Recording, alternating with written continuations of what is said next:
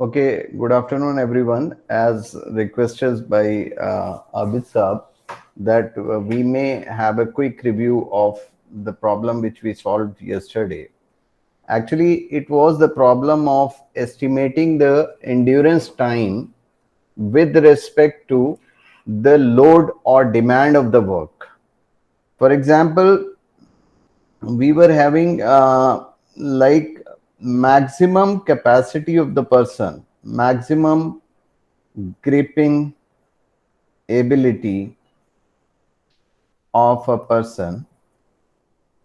Let's have 300 newtons maximum squeezing power or gripping power, you can say. But if instead of this as an individual's capability, if it is an individual capability, we can go to what is called as um,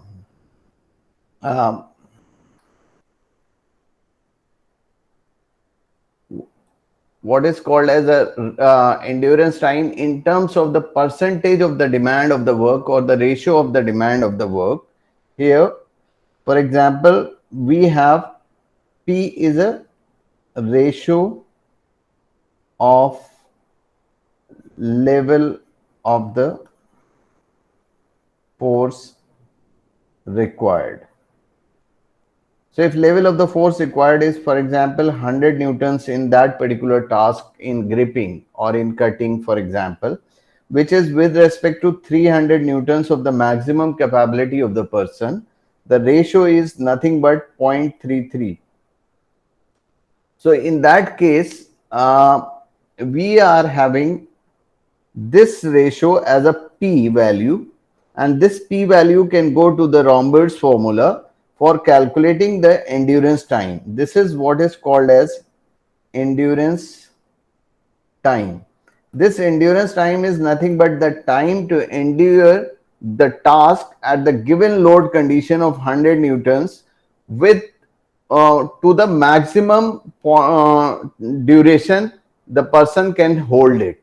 So this is at a one stretch the person can hold that particular task or can do that particular task with the same load level is T, that is nothing but minus 90 plus 126 by P square plus minus 36 by P, sorry, P then P square then plus 6 by P cube. So this is a kind of polynomial regression which is done in this case, and using this formula what we see here, uh, if we go back on this here, we see that at a lower level of load or the value of suppose 0.1 as a ratio p value, the endurance time is quite high. But as the load increases towards its maximum capability 100%, the endurance times goes to very low or fraction of seconds. So that is how the relationship is regressed, and we have formed a relationship what is called as T is equal to minus 90 plus 126 by P plus minus 36 by P square plus 6 upon P cube. Now, instead of individual's capability, if we want to go for what is called as the average properties of a particular population. So if average properties of the particular population may be given in terms of mu and sigma. These are representing population characteristics in a specific distribution mu and sigma. Suppose mu of the total population is 300 Newton and the sigma is, let's have, 20 newtons. So if this is the case of the population, then we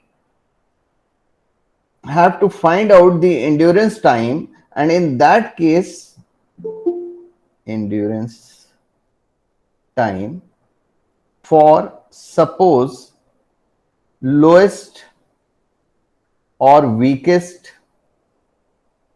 section of the population or average section of the population or the strongest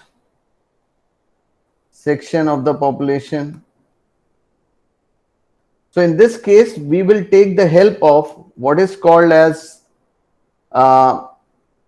in this case, we will take the help of what is called as percentile, because percentile tells us a particular point below which that percentage of value falls. For example, this is X value or X naught value. So X naught is nothing but a rth percentile value is X naught or XR, suppose I say as a suffix. So this XR is a point value. Looking at this distribution, that may be about I could say 200 newtons or 150 newtons, like this, which is a percentile value having a population, for example, 20% below that 150 newtons. So we can say that 20% lowest population have the maximum value of the grip capability as 150 Newton. So depending upon the percentile value, we can find out what is called as endurance time with respect to the rth percentile.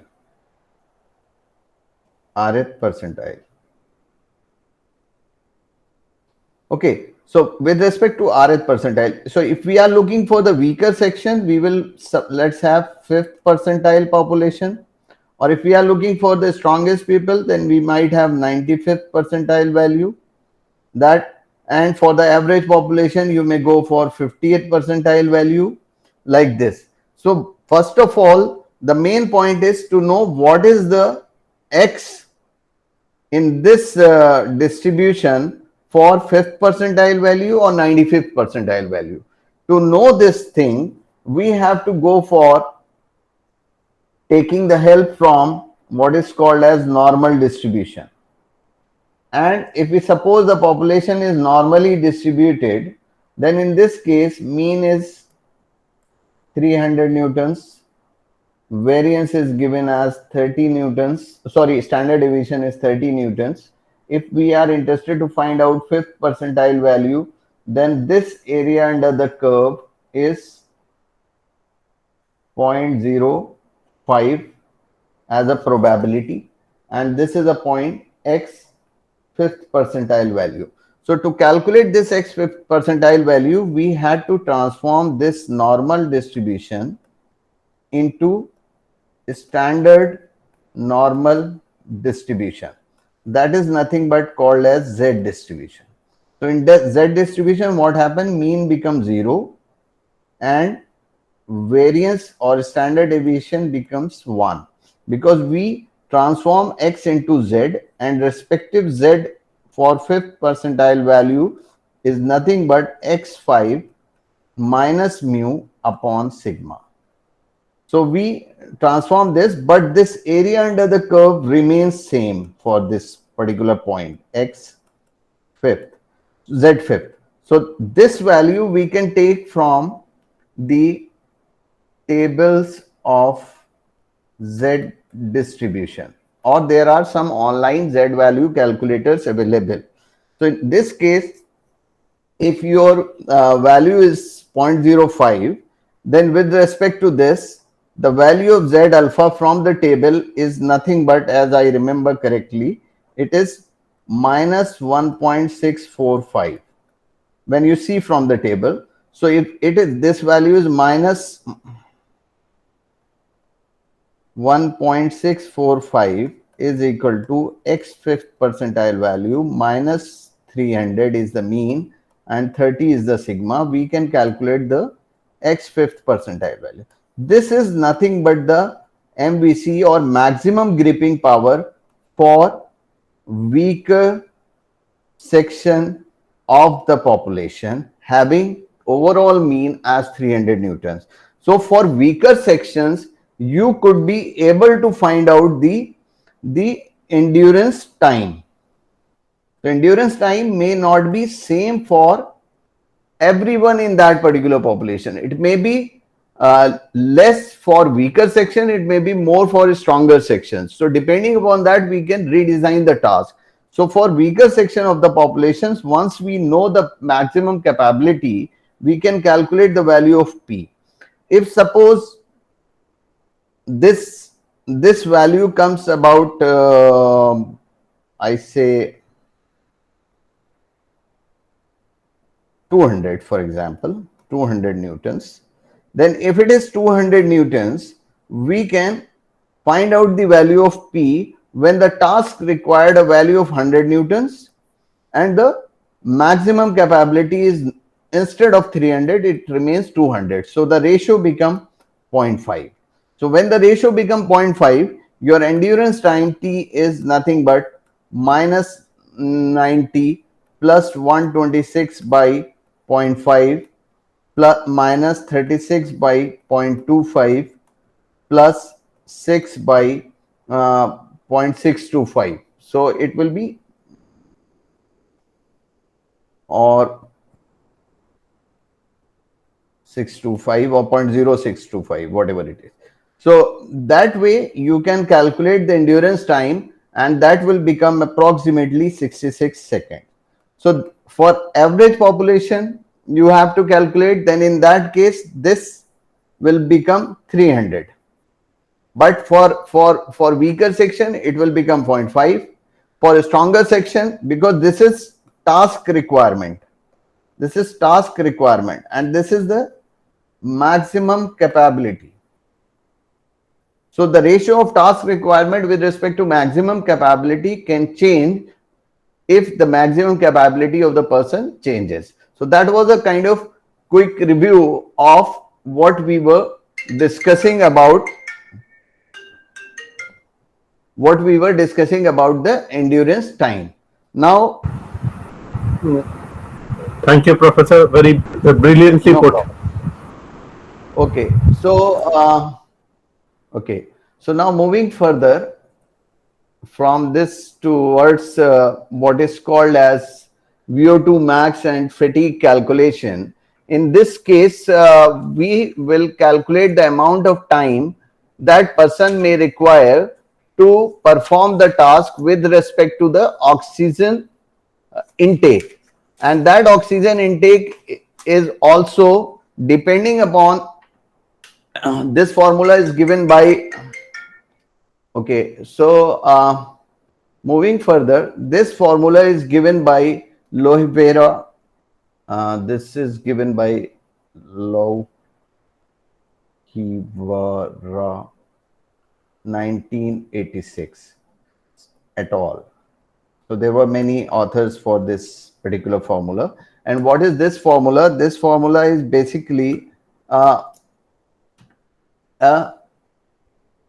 time calculation. This is nothing but the amount of time a task can be carried out continuously. So the task, this T is time to perform task continuously. Okay, so when we have to calculate this time to perform the task, what we will do is we have to see the maximum capability in terms of what is called as oxygen intake, or VO2. So oxygen intake per body mass per minute. So this is what is VO2, which we calculate over here. And in this formula, this is a very simple formula, 57,000 multiplied by 10 to the power. This is just a multiplication sign. Am I audible clearly? So now in this formula, what we do is we have to first of all find out the value of P.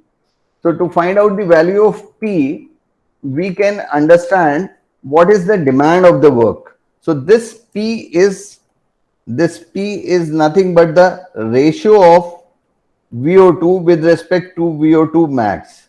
So the maximum capability of the oxygen with respect to this is taken into the formula, and then we can calculate the time required to complete a task without any trouble. So that is what is allowed as a working hours. So here what we see here from the relationship is approximately this kind of relationship we get, that 10% of the task may be performed for 12 hours, 20% of the task may be performed for uh, more than 12 hours. Then from 30 to 40%, you see, if you are working at the 40% of the capability, if suppose we are working at about 35% of the capability, we can go for approximately 8-hour duties. So this 8 hour is a very important or crucial thing, because in most of the industrial tasks, the workers are assigned a duration of 8 hours to work on. So for this 8 hours of duty, the limit is, the requirement is 35% or 33% approximately. So now in this using that formula we can calculate the time. But in case we have to find out, what is called as rest allowance. So for rest allowance, we have this formula where we have seen three parameters. Rest allowance is a function of three parameters, W, B, and S. This W is nothing but the overall working period.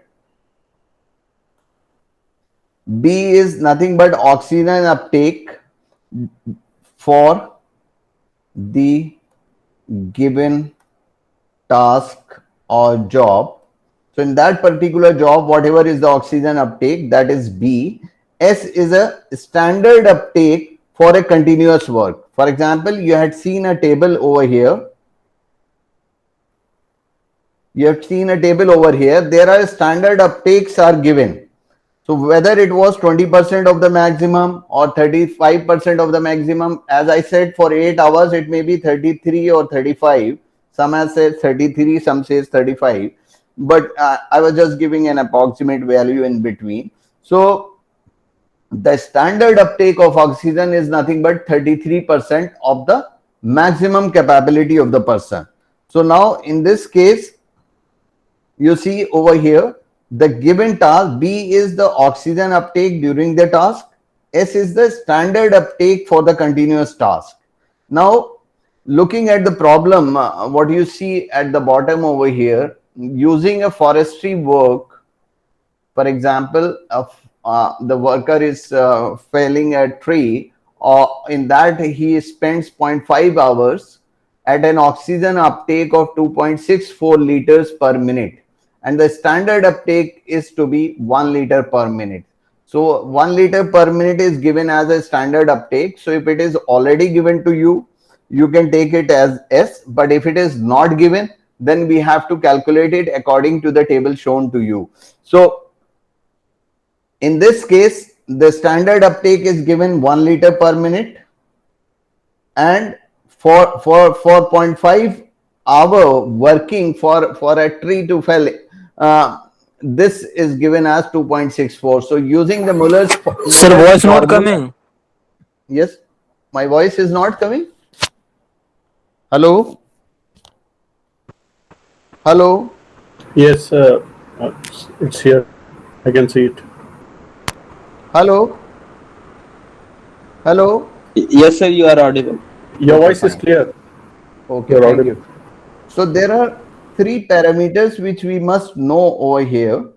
One is, so rest allowance as per Murrell's formula is nothing but W B minus S upon B minus, this was just given as 0.3. It is nothing but the minimum O2 uptake. This is the minimum value basically. S is the standard uptake for the duration, for the continuous task as per table given to you. But sometimes it is directly given, so there is no problem to it. B is the O2 uptake in the job, in the operation, or in the task. So here in this problem of what is given here to you is, sorry, the problem given to you is that that using a forestry work, an example, the worker spent 0.5 hours for felling a tree at an oxygen uptake of 2.64 liters per minute, with the standard uptake is 0.1 liter per minute for 0.5 hours. So that is already given. Maximum capacity is not given, but the standard uptake is given. So using this, if I go back to the formula which I have seen over here, what I will do is rest allowance is equal to 0.5 hours. Then we will have 2.64 minus 1 divided by 2.64 minus 0.3. That will give us the duration of rest allowance over the 0.5 hours. So for 30 minutes, how much rest period is required in this particular task, we can calculate using this Murray's formula. So this is how we can calculate certain parameters, but there may be situations when direct value is not given. Although the maximum oxygen uptake is given. For example, I read out a problem to you. In this problem, the standard level of if the worker population is very fit, with a higher level be needed if the population is unfit. How much we decide when an appropriate level of oxygen uptakes. For US workers, the maximum oxygen capacities in terms of energy output are, they are giving maximum capacity in terms of energy output 63 kilojoules per minute for men, for male, and 44 kilojoules per minute for female. If we have this energy output is given respectively, if we take 33% of maximum as standard energy consumption for 8-hour day work. So if we consider this as a standard, 33% of the maximum. So in this case, then the worker intensities are given as, using this, it is given as 21 and 14.6 kilojoules per minute. Okay. Workers' intensities are given. These are, sorry, this is not this. Workers' intensities are given as this respectively for male and female. Since 1 liter of oxygen releases about, now they are saying a condition note that 1 liter of oxygen releases about 20 kilojoules of energy. If this relationship is given, then what will be the standard uptake? So how much standard? So standard values will be, with this 1 liter will deliver 20. So for 14.6 will be, because there is a 14.6 intensity of kilojoules. So this will come about 0.73 liter of oxygens. That is a standard for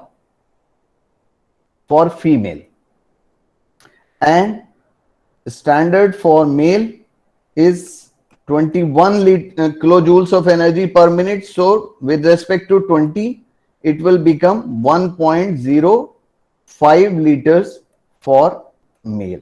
So directly the oxygen consumption was not given in the problem, but the energy was given, and the relationship of oxygen and energy was given as 1 liter is to 20 kilojoules. So with respect to that, we can find out 0.73 liters as a standard value. So S, small s, is obtained using this. Now, in case, suppose that oxygen requirement of the task, now again going back to the problem statement. So oxygen requirement in the task is given as, for example, 1.5 liter per minute for 0.5 hour job. So this is a requirement which is given, and the standard requirement we have calculated 0.73 liters for female and 1.05 liters for male. Now, if in this case we have to find out the rest allowance, so rest allowance for male is nothing but W B minus S upon B minus 0.3. So B is nothing but the oxygen requirement of the task. S is the standard uptake for that particular duration. So for 0.5 hours, if 1.5 is the requirement of the task with respect to the standard uptake 1.05, it will be 0.3. That will be the rest allowance. If it is in hours, so we will get the value in hours. If 0.5 is converted into minutes, you can get it in minutes. So that way, rest allowance for female can be calculated as W B minus S upon B minus 0.3. Standard value is calculated as 1.5 minus 0.73 divided by 1.5 minus 0.3. So this is what is the way of calculating the rest allowances with respect to the relative demand of the task. And if you know the relative demand of the task, what is the oxygen uptake? If in the same case, if you calculate the oxygen uptake with respect to the maximum capacity, so 1.5 is the requirement, and the maximum capacity of the person, if you know that, it is 33%. So I'm coming back to next problem. If I have to find out the total duration for continuous task, then the formula is 57,000 multiplied by, I think it was 1000 as well. No, sorry, 5700. I'm sorry.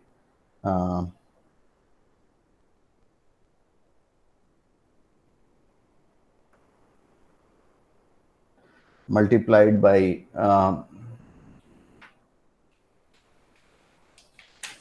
multiplied by 10 to the power minus 0.031 into P.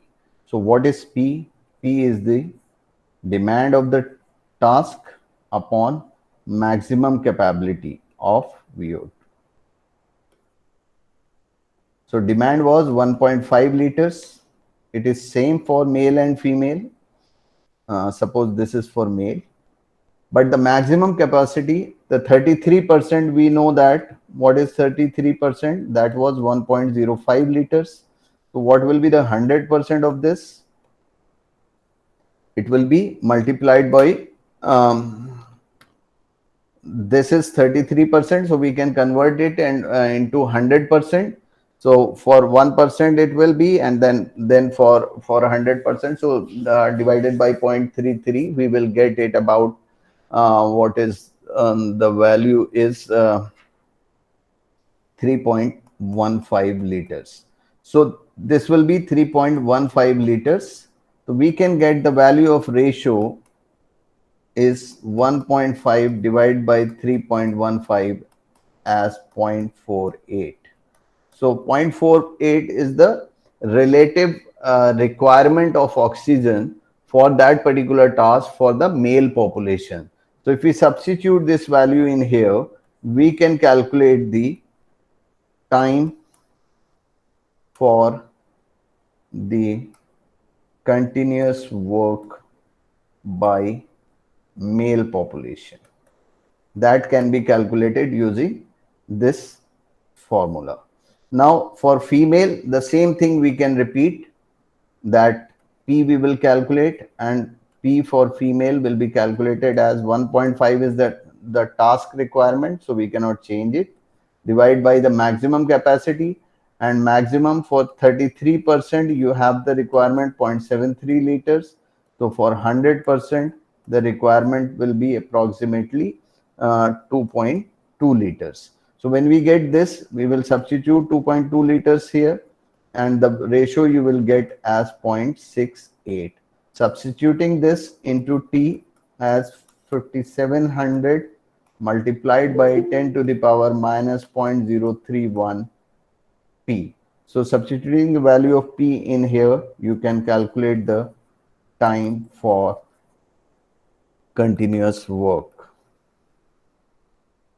Okay, so this is what we get for the calculation of rest period, rest allowances, continuous work, endurance time. Going back to our presentation, what we see over here is, this is just a relationship and outcome shown from the study, but as we know, have the formula for the direct application point of view, we can calculate, for the application point of view, we can calculate all these three things. Endurance time, time for continuous work, rest allowances, depending upon the demand of the work based on duration, load, physical demand. Physical demand is nothing but heart rate, O2, O2 energy consumption, etc. So this is how we sum up the calculations for all these three parameters: endurance time, time for continuous work, and the rest allowances. So we have these three formulas. This is one of the studies showing that how the rest allowances changes in terms of percentage. Sometimes you require more rest than working hours, and that is only possible, only required when your task is going beyond your heavy conditions towards the extremely heavy conditions. So in this case, you can see that for extreme heavy work, the rest allowances in terms of percentage is quite high compared to the length of length of working. If you are working for 1 minute, you might require working for 1.5 minutes. So this is a kind of relationship, but this is only an outcome of the study. We can have a multiple